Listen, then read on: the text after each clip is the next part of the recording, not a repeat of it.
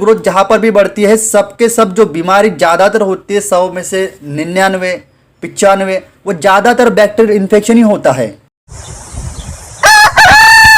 Hello दोस्तों, मैं हूं अभिषेक और आप देख रहे हो अभिषेक पोल्ट्री यूट्यूब चैनल। दोस्तों आज के इस वीडियो में हम बात करेंगे लिटर मैनेजमेंट के ऊपर में।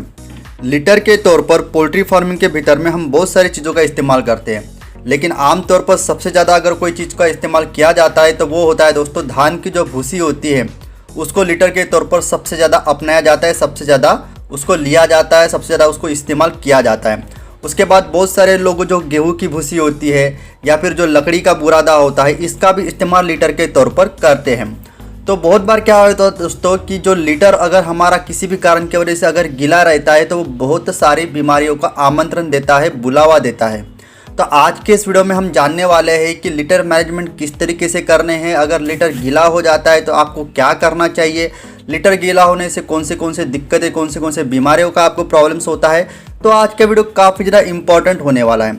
अगर आज के इस वीडियो का टॉपिक आपको अच्छा लगा होगा और वीडियो में दी गई जानकारी अगर आपको धीरे धीरे अच्छी लग रही होंगी तो ज़रूर से वीडियो को लाइक और चैनल को सब्सक्राइब जरूर कर दीजिएगा, क्योंकि आपका एक ही लाइक हमें डेली बेसिस पर पोल्ट्री के नॉलेजेबल वीडियो बनाने में मोटिवेशन देता है। रही बात है सब्सक्राइब की, जो लाल कलर का बटन है सब्सक्राइब का उसको दबा दीजिए, उसके ऑल नोटिफिकेशन क्लिक कीजिए अगर आप नए सब्सक्राइबर्स हो हमारे चैनल पर। तो जिससे कि फ़ायदा क्या होगा दोस्तों, जब कभी भी हम नया वीडियो अगर अपलोड करते हैं पोल्ट्री फार्मिंग के रिलेटेड में तो सबसे पहले आपको आपके मोबाइल के नोटिफिकेशन बार से नोटिफिकेशन आ जाएगा, जिसके वजह से जैसे वीडियो अपलोड हो जाता है सबसे पहले आप वीडियो देख पाओगे और पोल्ट्री के नॉलेजेबल वीडियो के रिगार्डिंग आप अप टू डेट रह पाओगे। तो ये तो हो गए दोस्तों पार्ट्स अपार्ट। मुझे पता है आप वीडियो को लाइक भी कर दोगे और साथ ही साथ चैनल को सब्सक्राइब भी कर ही दोगे।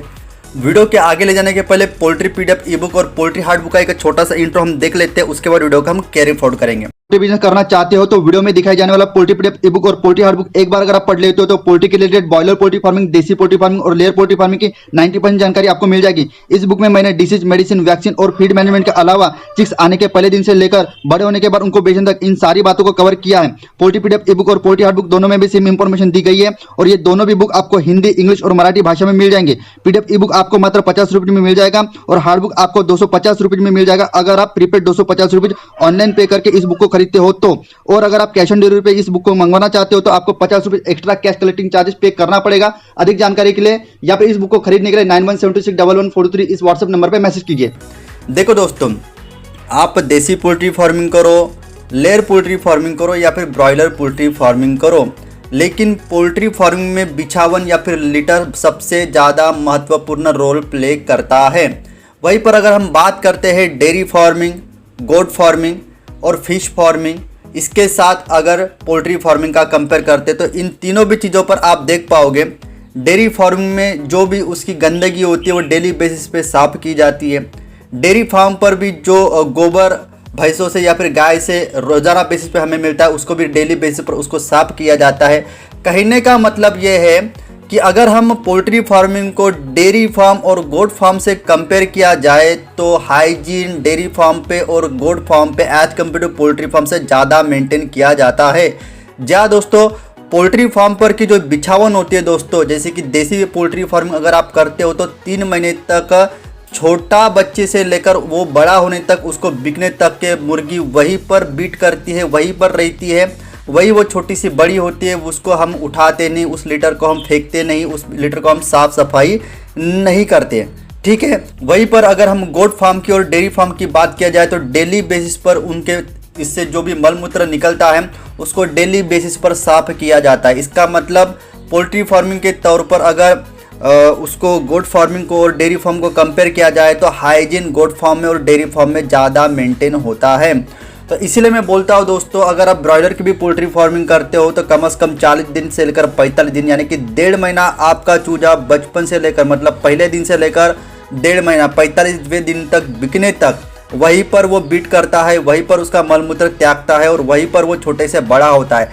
ऐसे में अगर आपका लिटर गीला होता है, आपके पोल्ट्री शेड के भीतर गीलापन की वजह से अगर हाइजीन मेंटेन नहीं होता है, आपका पोल्ट्री शेड के अंदर का एरिया अगर साफ़ सुथरा नहीं होता है तो कई तरीके के दिक्कतों का आपका सामना करना पड़ता है।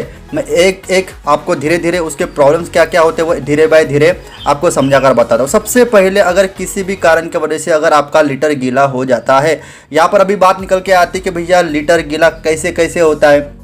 पहली बात, जो आपके ड्रिंकर्स होते हैं उस पर का पानी अगर नीचे गिर जाता है तो आपका लीटर गीला होता है। अगर खाने में सडन चेंजेस होते हैं या फिर इन्वायरमेंट में सडनली चेंजेस होते हैं या फिर एक कंपनी से दाना चेंज करके अगर दूसरे कंपनी का चाना आप अपने दाना अगर आप अपने अपने मुर्गियों को देना चालू कर देते हो तो ऐसे में उसका डाइजेशन पे प्रॉब्लम होने की वजह से मुर्गी आपकी पतली बीट करना चालू कर देती है और पतली बीट की वजह से आपका लीटर गीला हो जाता है। इसके अलावा अगर आपकी मुर्गियों की संख्या ज़्यादा है और मुर्गियों के संख्याओं के मुकाबले अगर आपने लीटर बहुत ही कम डाला हुआ है तो ऐसे में भी आपका लीटर गीला होता है। तो ये बहुत सारे ऐसे कारण होते हैं कि जिसके वजह से आपका लीटर गीला होता है। तो इसी सभी कारणों की वजह से अगर आपका लीटर गीला होता है तो क्या क्या प्रॉब्लम्स आपको फेस करनी पड़ती है। दोस्तों सबसे पहला प्रॉब्लम होता है दोस्तों लीटर गीला होने की वजह से, वो होता है कॉक्सोडियोसिस का प्रॉब्लम। कॉक्सोडियोसिस का प्रॉब्लम मतलब कि दोस्तों रक्ती आगमन, यानी कि आपकी मुर्गी रेड कलर की डायरिया करना शुरू कर देती है। सबसे ज़्यादा दिक्कत वाला प्रॉब्लम होता है अगर आपका लीटर गीला होता है तो। उसके बाद लीटर गीला होने के वजह से उसमें अमोनिया गैसेस के साथ साथ अन्य प्रकार की दूसरी भी गैसेस बनना शुरू हो जाती है, जिसके वजह से मुर्गियों को एसाइटिस और साथ ही साथ उसके आँखों में इरिटेशन होना चालू हो जाता है। कई बार तो मुर्गियों की आँखें भी फूल जाती हैं। कहने का मतलब है एसाइटिस और जो आँखों में मुर्गियों की इरिटेशन होता है ये ज़्यादातर प्रॉब्लम अमोनिया और उसके विभिन्न जो भी दूषित गैसेस हमारे पोल्ट्री शेड के भीतर में बनते हैं उसके वजह से होता है।